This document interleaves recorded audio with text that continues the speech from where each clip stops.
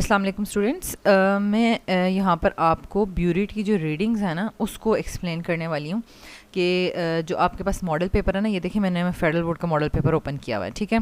इसमें ये जो यहाँ पर हमें ब्यूरेट की रीडिंग्स नज़र आ रही हैं, तो इसमें देखें वैसे तो कोई मतलब अगर प्रॉपर उसी मार्क के ऊपर है, जैसे ये आपको नज़र आ रहा है ना 27.3, ठीक है, ये सही है। ये है 0.6, ये भी ठीक है। ये 27 है, ठीक है। अगर इस तरह से हों तो ये कोई मसला नहीं है, लेकिन अगर दो मार्क्स के दरमियान में अगर मार्क होगा ना, ठीक है, यानी 0.4 और 0.5 के दरमियान में, तो इसको क्या लिखना है, ठीक है। जैसे ये वाले या आप इनिशियल रीडिंग देख लें, 1.3 और 1.4 के दरमियान में है, ठीक है। 1.1 और 1.2 और 1.3 के दरमियान में है, और ये 20.567 20.7 और 20.8 के 27.7 और 27.8 के दरमियान में, ठीक है। तो अब मैं आपको बताती हूँ कि इसको कैसे करना है। अभी ये वाली जो पिक्चर है ना, ये यहाँ पर, ये देखिए मैं आपको यहाँ पर दिखाती हूँ। कैम्ब्रिज का ये पेपर है, ये देखिए आप यहाँ पर देख सकते हैं, लिखा हुआ है AS लेवल केमिस्ट्री, ठीक है, समर 2018 उसका पेपर है, ठीक है। उसमें से ये डायरेक्ट पिक्चर ली गई है, ठीक है, मॉडल पेपर बनाने के लिए यहाँ से डायरेक्ट पिक्चर उठाई हुई है, ठीक है। अब हम यहाँ पर देखते हैं,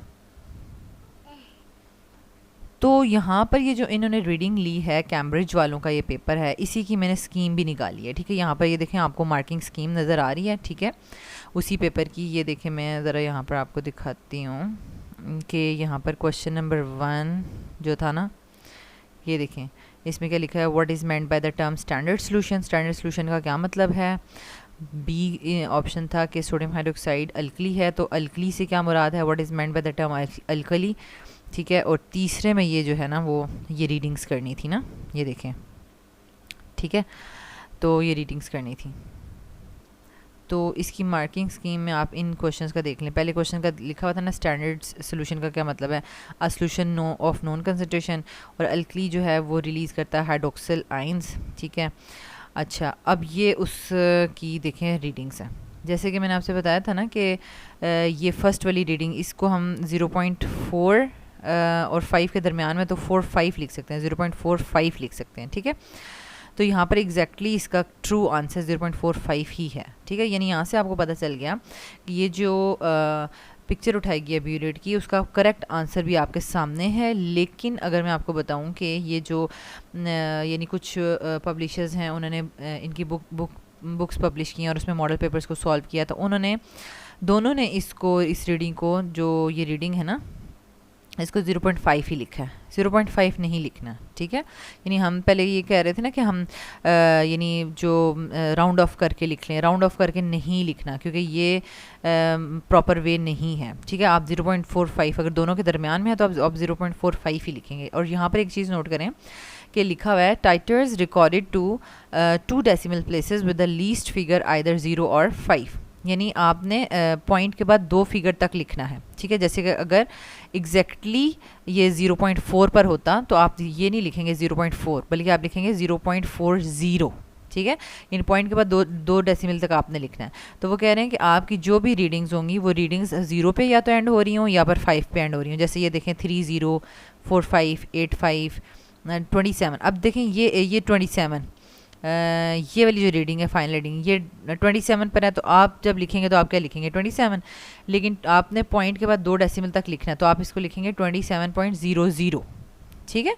ये देखें इसकी ये है 27.00। तो आई होप सो कि आपको प्रॉपर समझ आ गई है कि आपने ब्यूरेट की रीडिंग कैसे लेनी है। ब्यूरेट की रीडिंग अगर एग्जैक्टली उसी मार्क के ऊपर होगी फिर तो बहुत आसान है। जैसे ये 27.30, ठीक है, और ये क्या होगी 0.60, ठीक है। ये 0.6 आप लिखेंगे ना, लेकिन 2 डेसिमल तक अगर लिखेंगे तो वो 0.60 हो जाएगी, ठीक है।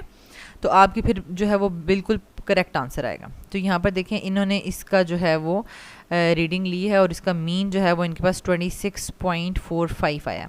लेकिन बाकी जो 2 पब्लिशर्स की बुक्स जो हैं, जिसमें से मैं आपको प्रिपरेशन करवा रही हूँ, तो उसमें रीडिंग्स रॉन्ग भी हैं। फॉर एग्जांपल यहाँ पर ये जो सेकंड रीडिंग है इसको 0.6 होना चाहिए था ना, तो एक बुक में उसमें इसको भी 0.5 ही लिख दिया गलती से, ठीक है।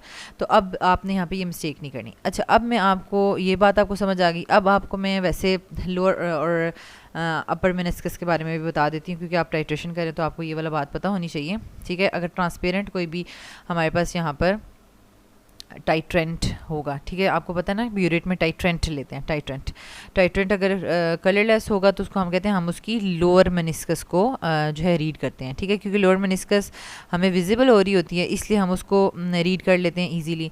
अब लेकिन अगर कलर्ड है तो उसमें हमें अपर मेनिस्कस देखनी है। लेकिन ये देखा गया है कि अगर कलर्ड लिक्विड है लेकिन उसका कलर लाइटर है, जिसमें हमें लोअर मेनिस्कस जो है वो इजीली नज़र आ सकती है, विजिबल है, तो हमने लोअर मेनिस्कस ही लेनी है। लेकिन अगर बहुत डार्क सोल्यूशन है जैसे कि एमिनोफोर का, तो अब इसमें हमें लोअर मेनिस्कस जो है वो बिल्कुल सही प्रॉपर नज़र नहीं आ रही, ठीक है, तो जिसकी वजह से हम इसका अपर मेनिस्कस ही लेंगे। तो अगर हम यहाँ पर देखें तो अब ये देखें इसकी लोअर मेनिस्कस जो है वो 0 को टच हो रही है, तो ये 0 ही कंसिडर होगा। और इसकी लोअर मेनिस्कस किस पे टच हो रही है, यानी 5.1, 2 और 3 पे टच हो रही है, ठीक है, 5.3 पे टच हो रही है लोअर मेनिस्कस, तो इसको हम करेंगे। लेकिन आपके पेपर में इस तरह का नहीं आएगा, ठीक है, यहाँ पे भी ये मतलब कलर्ड है लेकिन थोड़ा सा इसका कलर लाइट है, तो इसलिए हम इसकी लोअर मेनिस्कस ही देख रहे हैं, इसको हम 0 कंसिडर करेंगे। और इसको हम क्या कंसिडर करेंगे, ये 5 है ना, 5.5, 6, 7 और 8, 5.8, ठीक है, कंसिडर करेंगे, मतलब नोट करेंगे। अब ये देखें, ये 0 बिल्कुल एग्जैक्टली अपर मेनिस्कस हम देख रहे हैं, ठीक है। तो अपर कर्व होता है ना, एक अपर कर्व होता है और एक लोअर कर्व होता है, तो ये अपर कर्व को हम नोट करेंगे तो वो ये 0 रीडिंग पर है, और यहाँ पर भी हम अपर कर्व को ही मेजर करेंगे, ठीक है, इसमें भी हम अपर कर्व को मेजर करेंगे, तो जो कि आएगा यहाँ पर 3 है ना, तो यहाँ पे 3.5 है, यहाँ पे 3.6 है, यहाँ पे 3.7 है, और ये 3.8 या 3.7 पे जाके ये इसको कर रहा है, ठीक है। ये तो बल्कि हम जब रियल में देख रहे होंगे ब्यूरेट, तो हम बिल्कुल आई लेवल बिल्कुल सामने रखेंगे ना, तो तब हम बिल्कुल एग्जैक्टली देख सकेंगे। ये 3.5, 6, 7, अभी तो 3.7 पे अपर कर रहा है, ठीक है। तो यहाँ तक आपको ये बात समझ आ गई है, तो आपने इसको इसी तरीके से करना है, ठीक है। और इंशाल्लाह जब ब्यूरेट की रीडिंग ठीक होगी तो आगे मोलैरिटी आप करेक्ट करेंगे, और उसके बाद फार्मूलाज जो हैं वो जो लगाएंगे, तो वो इंशाल्लाह आपका सारे के सारे स्टेप वाइज जो है वो क्वेश्चंस करेक्ट ही होंगे इंशाल्लाह। Thank you.